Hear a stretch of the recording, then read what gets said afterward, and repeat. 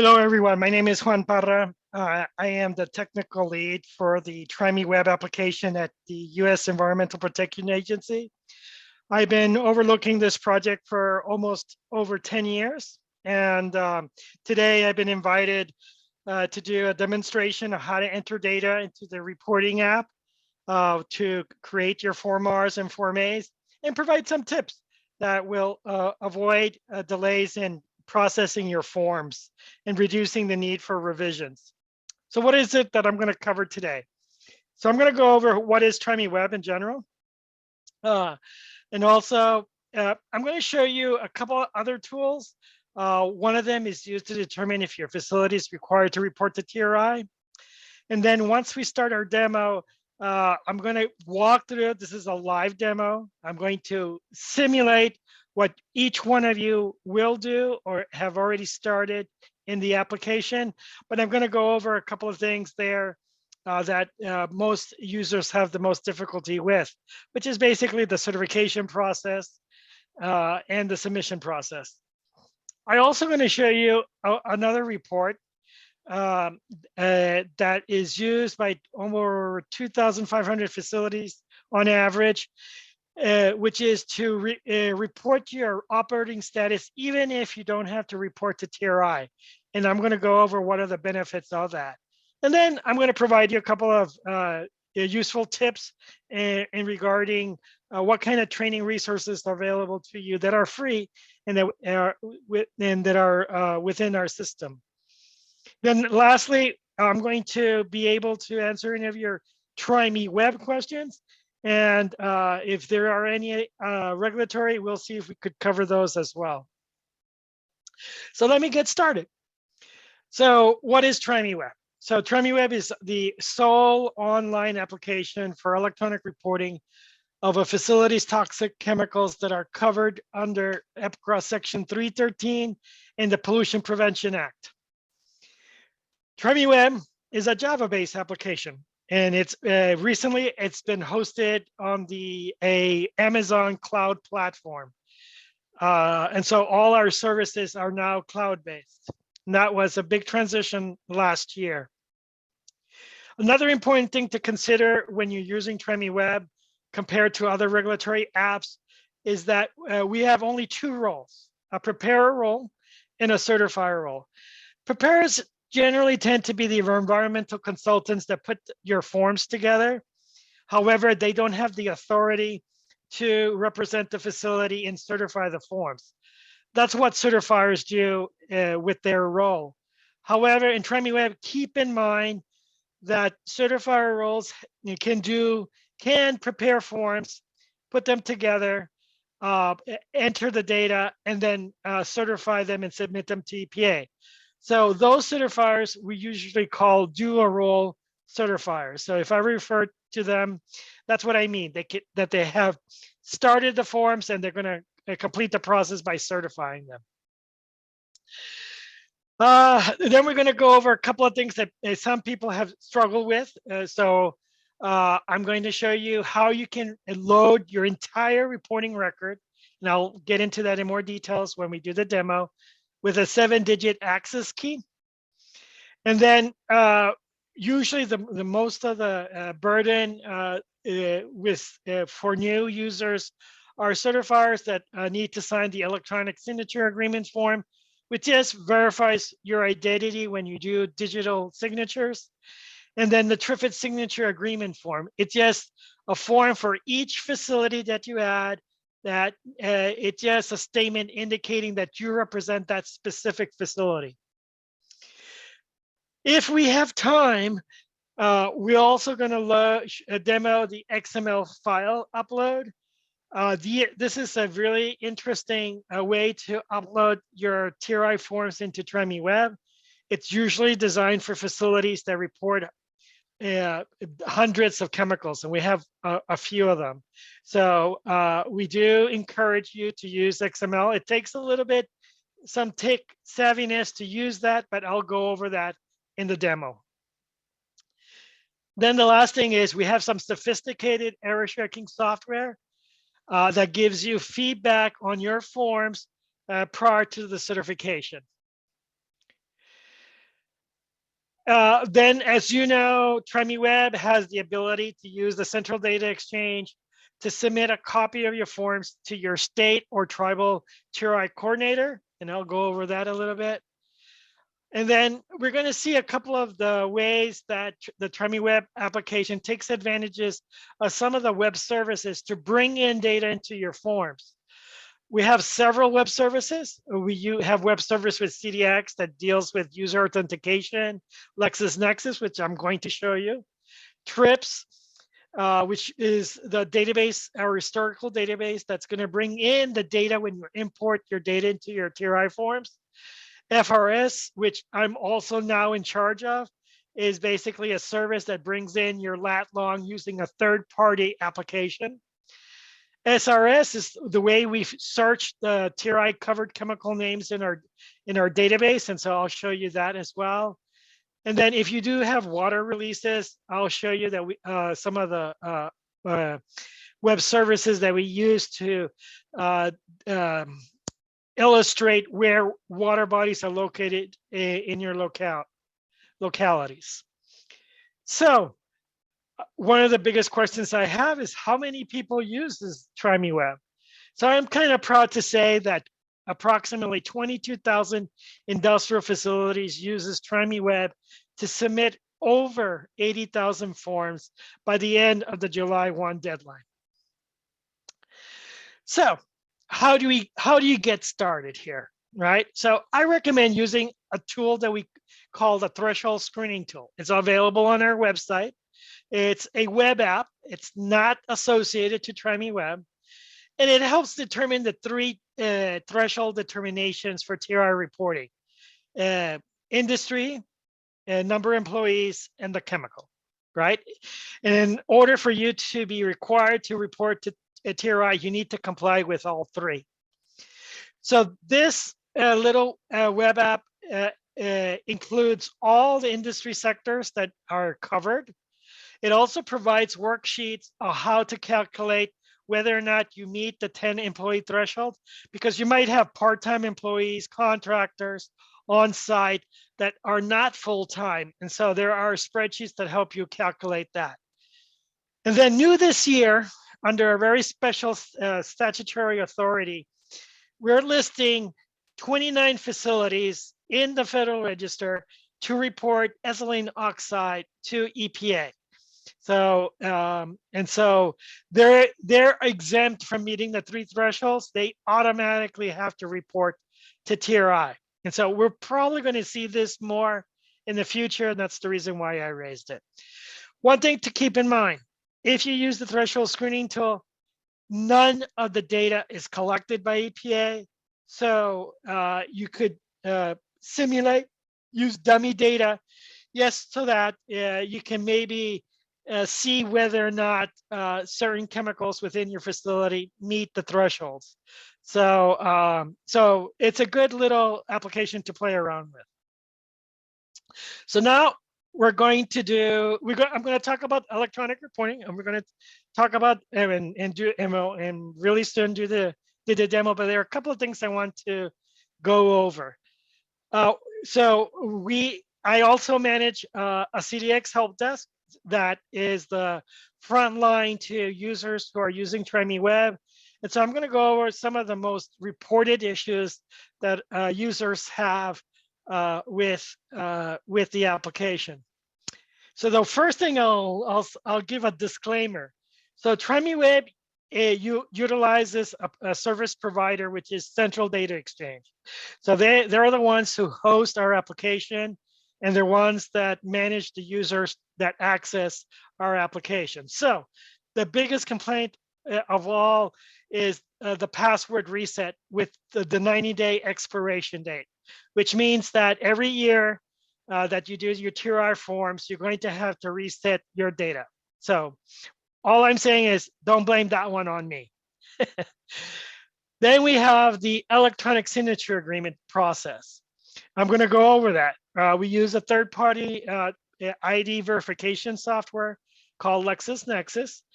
And a couple of the tips is I'm going to highly suggest, well, really suggest that you use your home or personal cell phones and your last 4 digits of your social security number in order to verify your identity.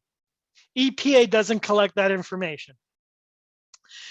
And then this is to discourage you from having to mail in your ESA form to EPA for approval. Yes, because, and I'll go over why I'm making that suggestion, is because there is at least a 10-day approval timeline, in part because of strict pandemic protocols that are still in play in government buildings.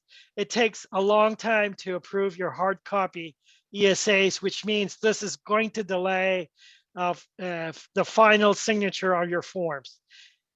And this is no excuse for not meeting the July 1 deadline. So there are penalties involved if you go over. So you need to plan very well, yes, to get your certifying officials together. And then the other last tip I'll give you is make sure your email address is accurate. The TRI reporting system is highly based on your emails. So if you don't have an exact emails, you're not going to get the correspondence that is going to be used to confirm you meeting the EPCRA Section 313 reporting requirements. Last slide on advice. So the 3 sections that most users report issues with is section 6.2, and that's for offsite transfer locations, particularly the fact that you don't include the county names on your offsite transfer sites is a cause for a critical error. And then the use of incorrect TRIFIDs and record IDs for your offsite transfer sites. Even though this is not your responsibility, providing inaccurate TRIFIDs or record IDs just makes your data subject to environmental audits. So you don't want that. Section 8.10, non-production releases. This is a hard section to work with. So reporting your one-time catastrophic releases requires some knowledge of how to utilize this section. And then finally, pollution prevention data. One thing that I recommend, and we look at this very carefully, is that don't copy your prior year pollution prevention activities, right? The current year Section 810 requirement indicates that you need to enter whatever was been done in the past year or in the corresponding reporting year. That's it, right? So if you didn't do much, then indicate that so, right? And so don't copy over things that have been done in the past couple of years. So that's one recommendation. This last section here, if there is anything from this webinar you want to capture, is this 4 bullets, okay? So the first bullet is that never withdraw forms if you have to do data entry changes on your form that had already been submitted. Withdrawing forms will remove your original certification timestamp. So usually this issue happens around the July 1 deadline. And if you mistakenly withdraw a form after July 1, it removes the certification stamps, indicating that whatever forms get sent afterwards will be late and you will be subject to penalties. The other critical thing to do is make sure you have the correct chemical name and CAS number to report. If you do a mistake and you report the incorrect CAS number, it requires a withdrawal in order to change the chemical name and resubmission. This is particular for metal compounds and mixtures. And then the last thing I would say here is everything is audited once you enter in TRI-MEweb. Everything is recorded in the application. This is the official public website where you start your form, but I'm going to go to a test site because we don't want to manipulate real data. So what is our scenario? Our scenario is we're going to simulate a facility in Missouri, and they've determined they need to submit a TRI form for dichloromethane for the current reporting year. However, they experienced that their current CO that's been already set up has gotten sick and it's not available. And so we need to set up a certifying official in CDX as soon as possible in order to create a form and certify this form. Okay, so here we go. So everything I do is exactly what you're going to be doing in our on the CDX website. I'm going to go rather quickly because there's a lot to cover here. There is a disclaimer language here, and then it also has something. How do I get rid of this? Okay. To indicate whether or not I'm a real person, and then I'll proceed. I'm going to add the TRI-MEweb application into my CDX account. This is what we're doing right now. So this is how you add TRI-MEweb. In this case, we need a new certifying official, and so I'm going to create the certifying official role, and I'm going to request access. So this is where I begin using the registry. Sorry. And then I'm going to enter my information. So as I said, I'm simulating exactly what you'll be doing within the application. I'm going to create a password.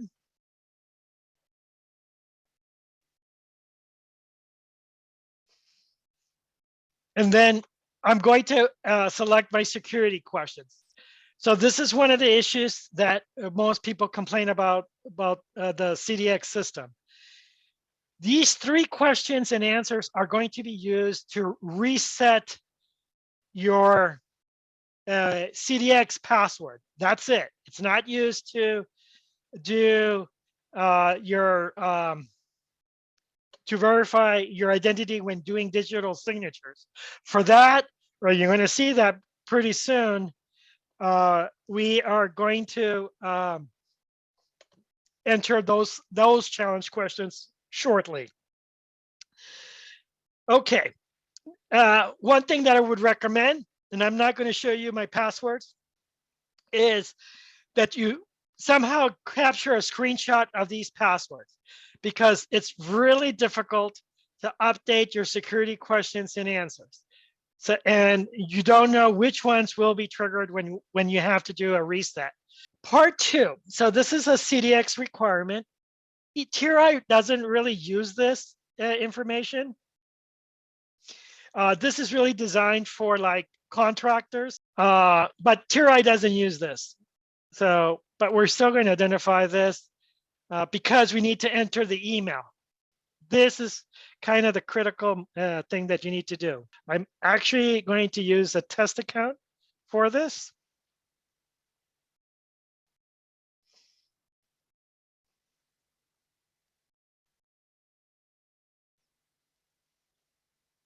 Must load typist. My phone number. Actually, I'm going to use another number.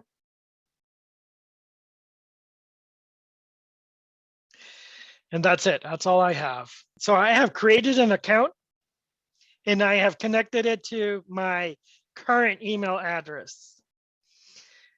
And then I get a code in my email. I'm going to create an account here. And then I'm going to create the account. So let me go back to my home because it will take me back to my home site. And I'm going to enter my account.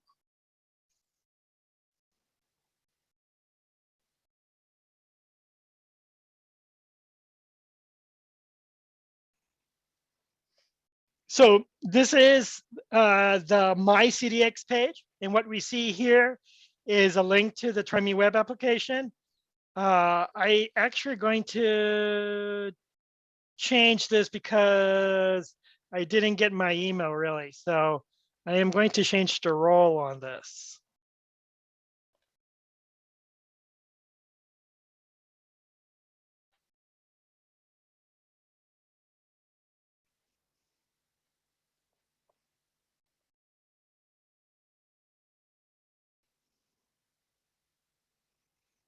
So I identify my organization and I'm just changing my role.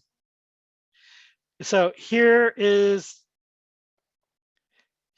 where we have LexisNexis. We're using a third-party verification system.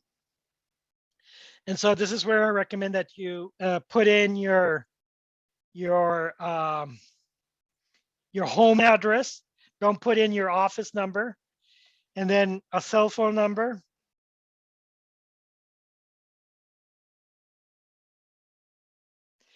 Your date of birth.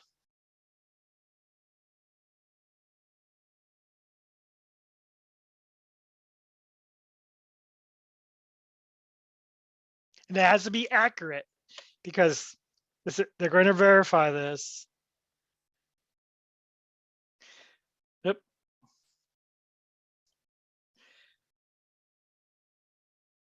I went too quickly. And so they're verifying my identity at this point. And if I am successful, it'll generate these 5 additional security questions. And these are used for the digital signature process. Again, I recommend you copy a screenshot of your answers because this is really difficult to change in the system. And you don't have to reset it every year. It's one-time change, one-time entry, unless you want to change it yourself. So I'm going to save my answers.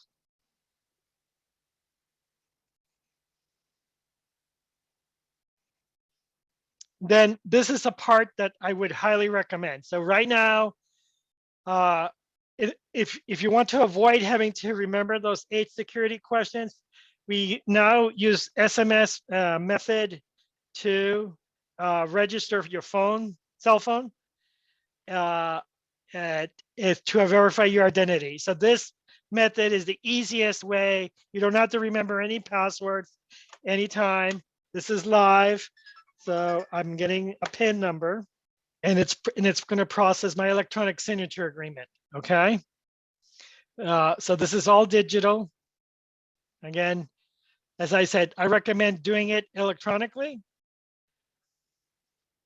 because otherwise it's a 10-day wait in order to get your forms processed at our data processing center. So instead of having to remember the security question, I could send a text message to myself, but this time I'm going to use my answer. So what we're seeing here is the way digital signatures are performed throughout the application. So I'm signing my ESA. And one thing to keep in mind, once you do an ESA in CDX, that ESA is used throughout the CDX system for other systems. So I'm going to go back to my CDX, and you see my certifying official title has changed. So now I'm going to finally open TRI-MEweb. So we're going to get into TRI-MEweb right now. We're opening the application. So let me highlight a couple of things here. So right now we don't have a facility account. So this is the interface that you'll see when you don't have a facility account added. So let me go over a couple of little tiles here. So the first tile is, remember the threshold screening tool where I told you you can practice whether or not you need to report. Here's your links to tutorials. As I said, these are the training resources that are available to you. This is my role. And this is a tile where I could modify or update my phone number for the SMS messages, and then links to the help desk. Under the notification sidebar, I just want to point out, if there's anything pending, like a form that needs to be signed or anything like that, it will appear here, right? And then this little tour is kind of pretty neat. It just navigates through the page and tells you exactly what each thing does within this page. So just click next, and it'll explain all the buttons that are available there. Okay. So the first thing I'm going to do is going to add a facility. And for this process, I need 2 data points. I need to get my TRIFID account, my TRIFID, because I have my TRIFIT and I have my access key, the TRIFIT indicates that I probably have reported in the past. So I'm going to enter that. The system is going to check whether or not this is your facility. And then your access key. I have it. This key doesn't change. However, I could have it emailed to me if I wanted to. But in this case, I have it. I'm going to use it.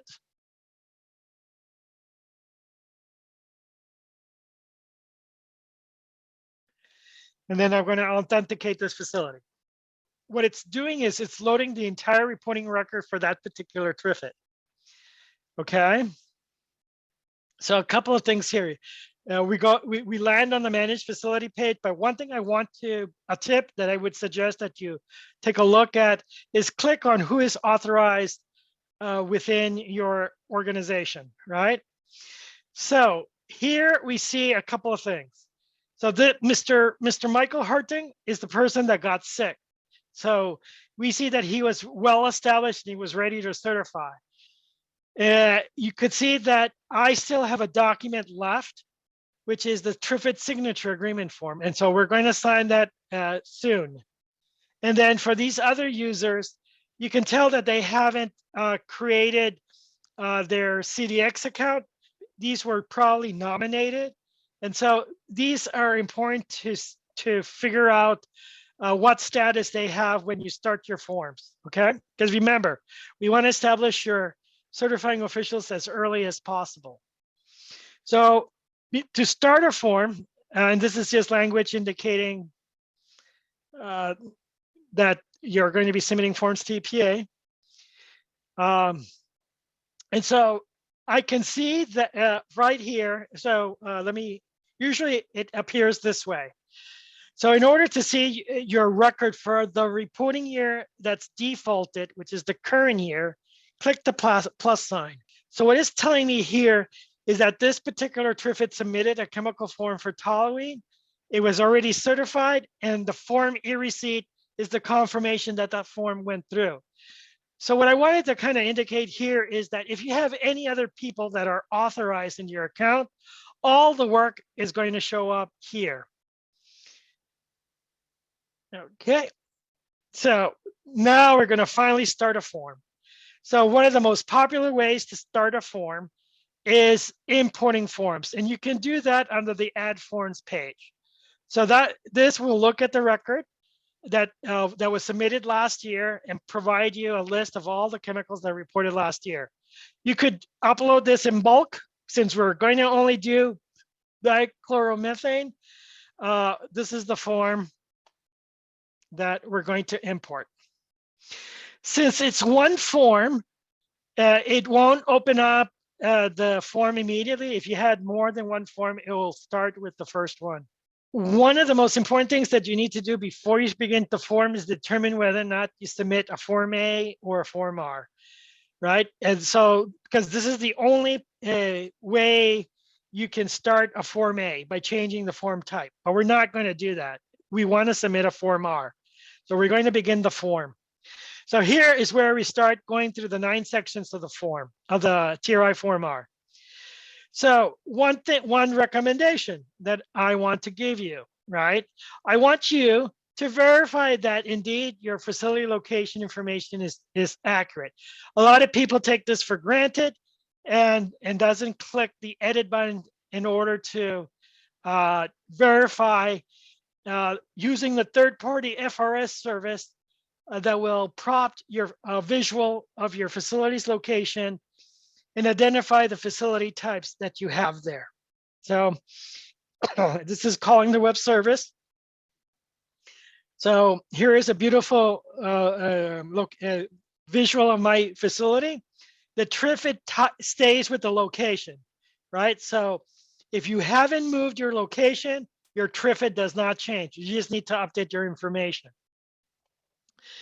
And in this case, I also have the mailing address. This could be your facility headquarters or operating center. And then I see that my type is also correct. So to TRI defines the FRS point as either the entrance of the facility or the center of the production site. So you can move that FRS for TRI purposes to indicate where your TRI processes are located. And then you save that. This information is being stored in an EPA database. And any forms that you started, you could copy those changes to your form. So you don't have to do this more than one place. For those facilities that are in Oklahoma, right, make sure you're not in a tribal territory. That's becoming a big item this year. So I would highly recommend that you just confirm that you're not in a tribal territory. So next, we're going to go to contact information. Just make sure this is accurate. You could have the same person there. So let's skip over that. This is where you report your your activities and uses for the chemical. Just remember last year we introduced sub-use codes. So in 2018, sorry, not last year. And so make sure that if you have a yes and it triggers a box, it means that you need to enter a sub-use code. And then your maximum quantity here. So now we're going to go into section 5, right? And then we're going to enter some data here. So I am going to report an emission release, and then I'm going to use an emission factor for this. A note here. So the AIR program has an online system that they're implementing. A few states are there. I believe it's Rhode Island, Georgia, and North Carolina. So if you report it to their system, which is called CARE, we will be able to detect any data that's been certified and carry that data over to your Section 5 forms. So I'll just throw that out. And so I'm going to click NA for all of them. You could use that, and then I just unclick that one because I am going to use this one in my report. So this is Section 5. So I'm going to go next to water bodies. I'm going to do that really quick. So water bodies is using another web service. It's using actually a couple, one to map the facility, one to map any water bodies that are nearby your location. And if you reported a water body last year, you can actually select it and use it. I am going to show you the web service just because it's kind of neat. So right now it's mapping the facility. And then and then the data fields that I need to fill in on the Form R are there. So if I click on a water body, a little icon will appear and the name will appear, and we also capture its reach code. This is where then I can enter my quantities or range code, my basis of estimate, and then in a percentage if anything goes into stormwater. So that water body is there and all my data fields are there. One suggestion, so a lot of people wait until they fill out the entire form to check for errors. However, there is a button here that you could check for errors on the page that you navigate, right? And so in this case, it's only telling me that potentially I have to report to the and my NIPTES reporting, but it doesn't affect my TRI reporting. So POTW is very similar. It's very similar. It's almost the same way as water bodies. So I am going to indicate that I don't have any POTW time. Same thing with offsite transfer locations. Let's add this one. You guys remember county names? In this case, you see, I don't have a county name. right? So I'm going to edit this location and I'm going to select the county. Hopefully this is the right one. Then I'm going to copy that information into all of my forms if they use this particular water body. And then I'm going to indicate the release amounts that I have, the basis of estimate, and the management type. Just be careful. Management types will impact the calculation of the total amount reported. Section 7, I'm not going to enter information in section 7. It's very simple. But I am going to report non-production waste. So this is where you report your accidental releases. Let's say we have a release here of this amount of pounds. And then I would provide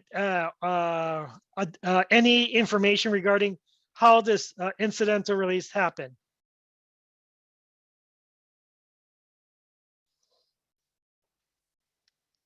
Then we're going to go next. So section 8 is one of those pages that it has the most complexity to it.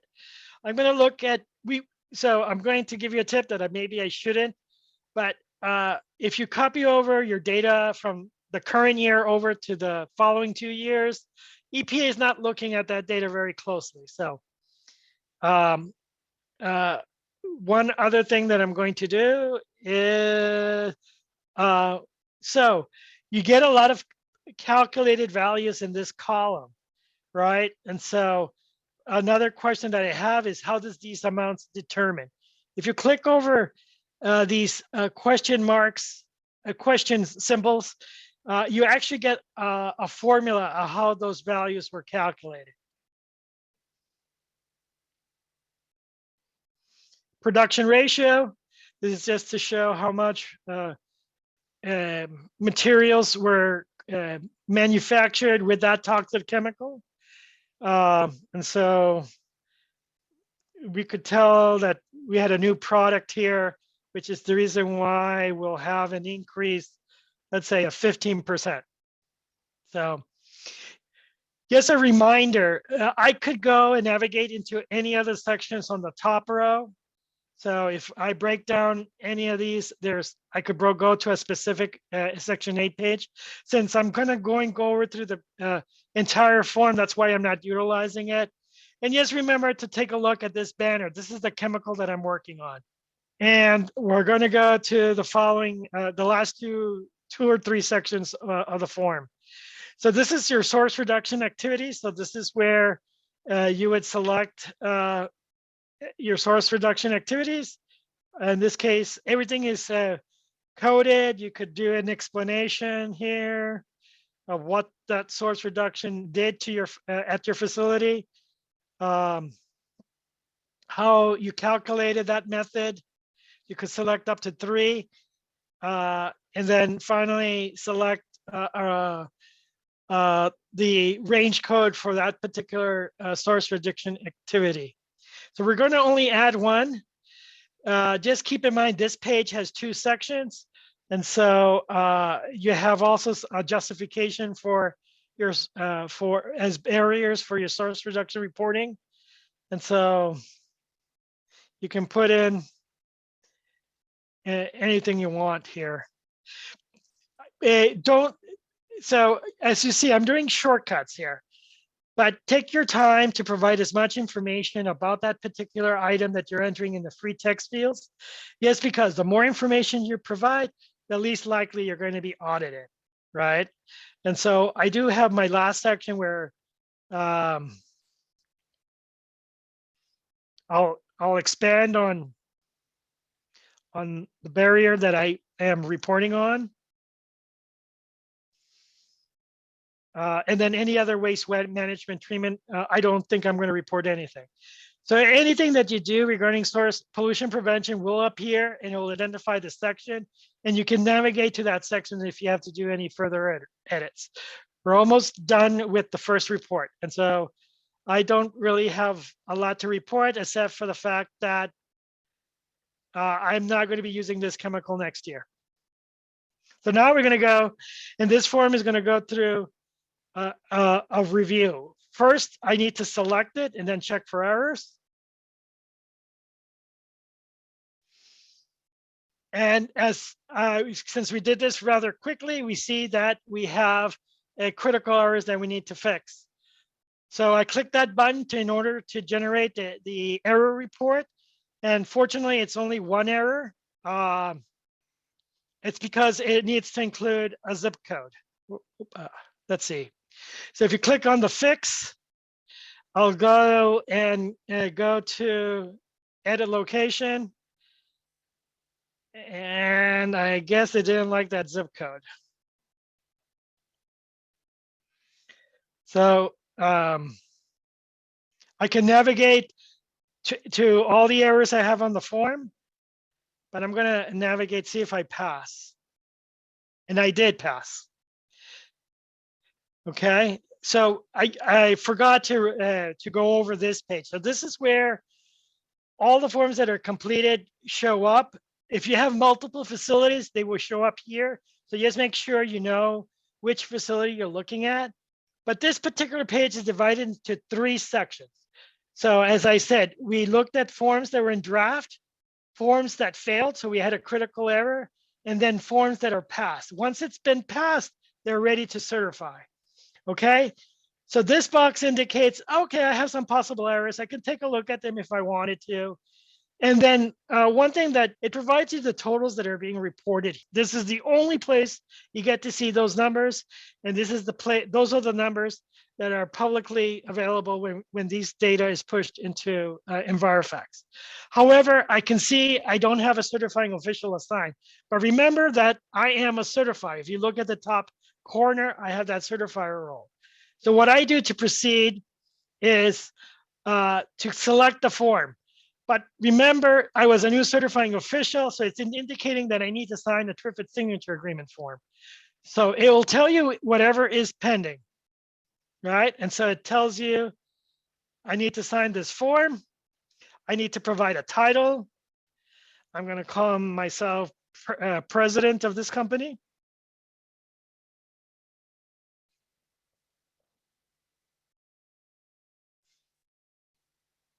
And then I'm going to sign the form. It's just going to tell me the information for this particular form.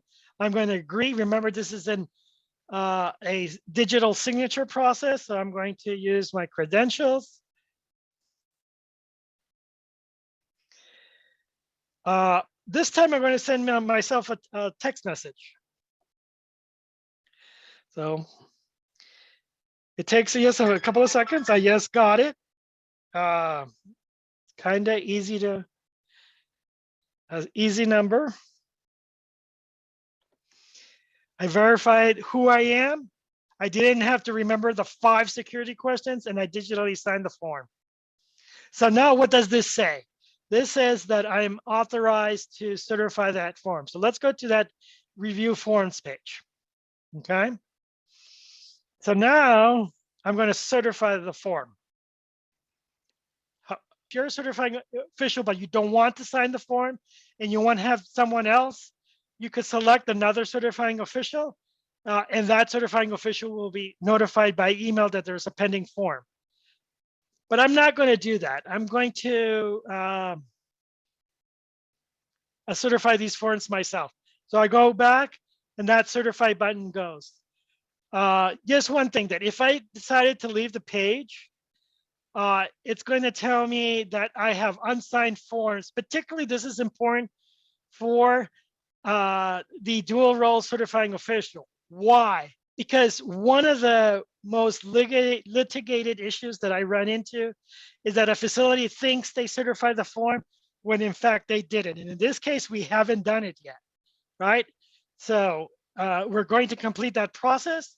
I selected the form that I assigned myself to. You don't have to do that. It's just, I just wanted to show you that there is a way to do that if you're a dual role certifying official. So this is, again, the signature widget in order to verify my identity.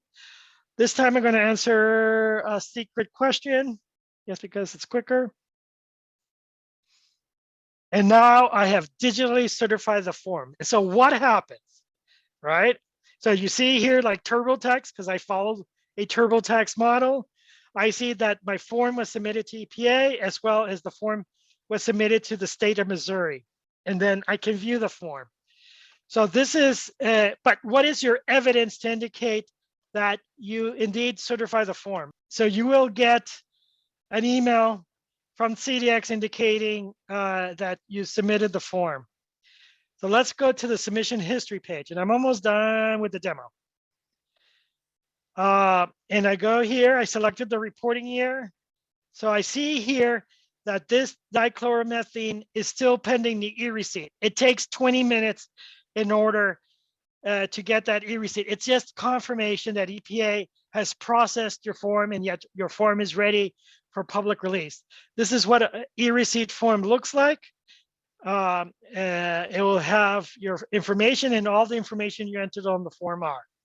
Let me reiterate. So there are 3 ways to confirm your submission to EPA. What you're going to get an automatic CDX email indicating that the form was successfully triggered. That's your first golden nugget, I call these. Your e-receipt, which processes up to 20 minutes afterwards. If you do not have any facility level changes, address change, name change, zip codes, things like that, those will need to be manually verified by someone in our help desk. And so it could take a couple of days for you to get your e-receipt. So if you don't get it 20 minutes later, it's because something on the facility level triggered a manual reconciliation. But your form is certified, so you don't have to worry about it. This is just the confirmation that EPA received it. And then you can always look at the status of your submissions on the submission history page, as I showed you. So finally, I'm going to go to non-reporting. So in non-reporting, we have, as I said, there's a link that will give you the ability to report your operating status if you do not need to report to EPA. A Form R is not needed. It's basically a question and answer report, and that gets sent to EPA. Okay, but what's the benefit for you of updating your information, right? Again, telling us why you don't meet the thresholds. The biggest benefit for you is that you avoid any potential environmental audits for your particular sector because you stop reporting a certain chemical. These are the reasons that are the most common reasons for updating your information. What kind of resource materials are available for you? We have 42 video tutorials. As I said, they're all linkable from within TRI-MEweb, but I provided the link to an Excel file that's on our TRI website that lists all the tutorials that are found there. And then finally, if you need help, you have 3 resources information. This is for TRI-MEweb questions, the CDX help desk. You could do that by phone, by link. The TRI Information Center, these are for regulatory questions. Yes, keep in mind that they will give you advice. Everything is reported anonymously. So you can't refer to them as being like the sole answer to your question. So just keep that in mind. And then Guide Me application, it's a web-based application that hosts a lot of the questions that are mostly responded regarding the regulatory requirements. So this is an important link for you to do. Hello, thank you. Great presentation, Juan. I'll start reading some of the questions that we have in the chat box. We have a question from Carla. Carla, thank you for sending your question. She said that I changed companies and closed out activity for my prior employer. Do I need to set up a new CDX registry? The CDX registry, it's good to have individuals register their own CDX accounts. So it's something that I highly encourage. Just because you can import your reporting record so easily with your access key.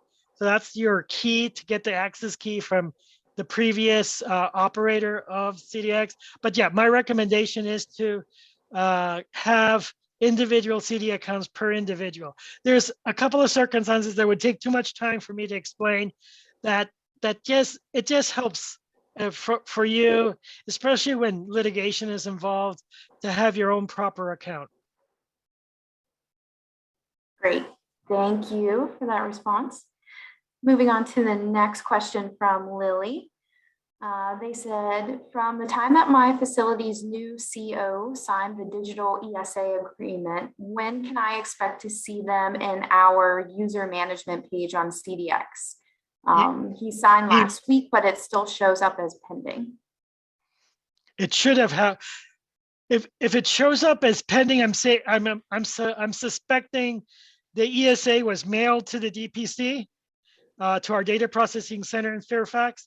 So this is the reason why I discouraged hard copy ESA's approvals, because it takes up to 10 days to manually accept the ESA, and so that you can continue with the certification process.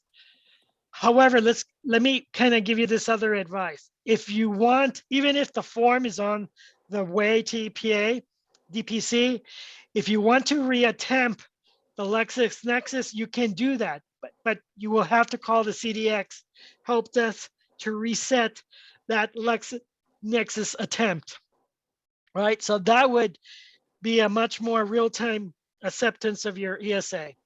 And the CDX help desk are very, very friendly people, and they will handhold you throughout the process if you went that route. Great. Thank you again for sending in that question. Our next question says that they are new to TRI and new to their company. They're not sure if their company has an account or if they have or have not reported in the past. And they're looking for a little bit of guidance on how to get started with the TRI reporting process. Okay, so one way of doing this is using our tools, our public-facing tools. So I would encourage you to do a search in our EnviroFax tools. There's probably two reports that I would recommend. There's an FRS query tool, which will try to find a location. And if it finds a location, it will find the program ID associated to that facility. So let's say if I reported to air, water, whatever program I reported to, those program IDs will appear there. Or you can do a TRI search for that facility, for the address, and determine whether or not a TRIFID existed. So let's say you find your TRIFID. Remember again that the access key could be emailed to your registered CDX account, so that you can reload your reporting record into the application. So it should be rather easy. If you still struggle with this, then obviously my email, my name is in a lot of emails that you get from EPA on TRI. Just shoot me an email. So and then I'll try to resolve your situation. All right, great. Let me see if I can find the next question. All right, from Allison. Allison, thank you for sending in your question. For a new facility, how long does it take to have a new TRIFID created? It's instantaneous. So if you are certain that there's no TRIFID, a TRIFID will be assigned to you when you create your facility profile within TRI-MEweb. Just keep in mind, new TRIFIDs, if you do it in TRI-MEweb, the 5th digit of your TRIFID will be a W. That's just an indicator that you got the right number. The next question is from Michelle. When is the non-reporting form required? Only required to be done if the facility reported 1 year, then didn't have to report the current year? That's the most common situation to report. But again, this document is not required. However, it just keeps EPA updated with contact information regarding your facility. So great. It's optional. Thank you, Juan. Then we have a question from E. Rushing. And they are asking that, so they are the preparer for their company and they're filling out the forms. Right now, they do not see the certifier on their account. The certifier is their manager who also has a TRI-MEweb account. Are they supposed to see the certifier on the facility profile? Yes. Yes. So the most likely scenario that's what's occurring here is he probably has a CDX account.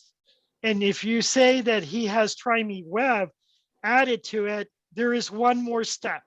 It's adding the facility with the access key, right? Once he does that, once he is added to this CDX account, it will appear in the user list that I showed you for every authorized user on that account. So he's just missing one more step. Great. Moving on to Sandy. Sandy, thank you for sending in your question.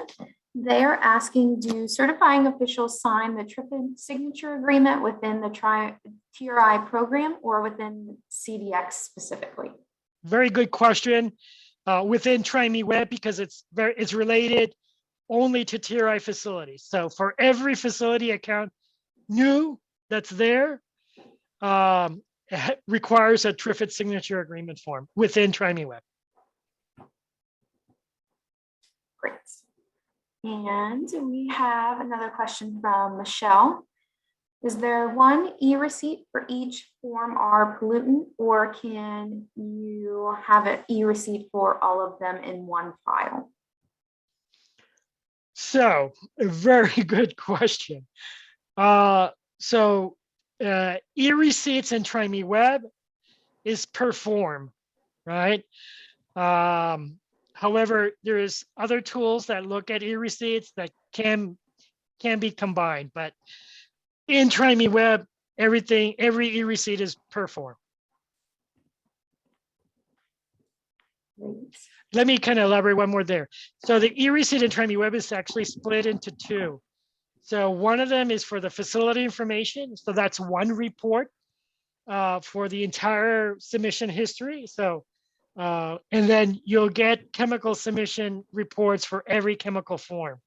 And so when you look at your chemical row and you see the form e-receipt, that particular e-receipt will be for the chemical form on that row. We have one hand. Yes, one hand raised. Kimberly, you can go ahead and somebody will unmute your mic. And thank you. Can you hear me? yes. Yep. Okay.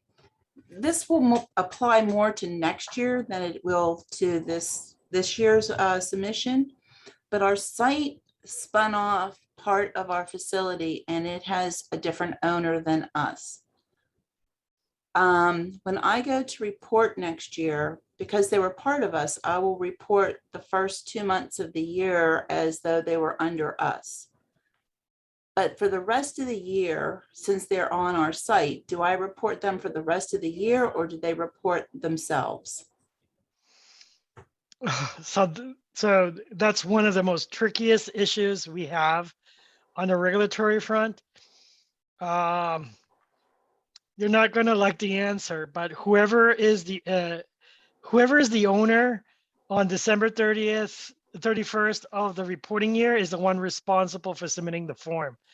So I think I would share your information with the new owners, and they are responsible for reporting the entire year. That's a regulatory question.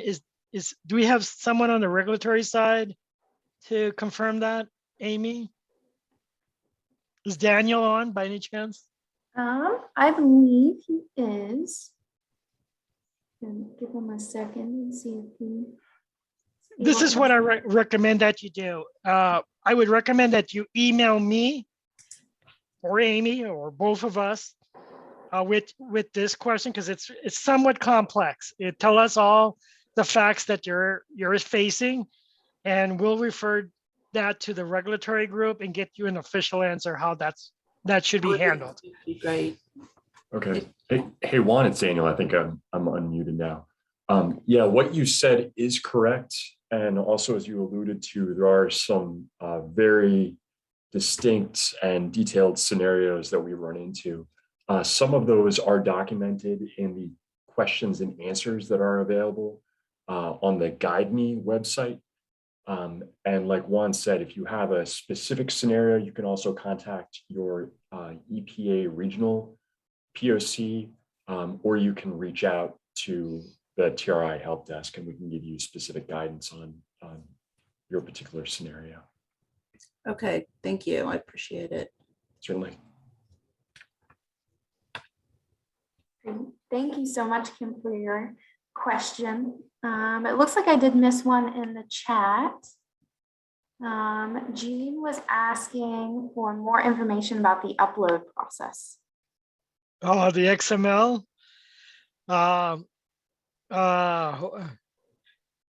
So we have a website that I can shoot you if you're more interested in this information, where we have a compliant XML file on hosted there.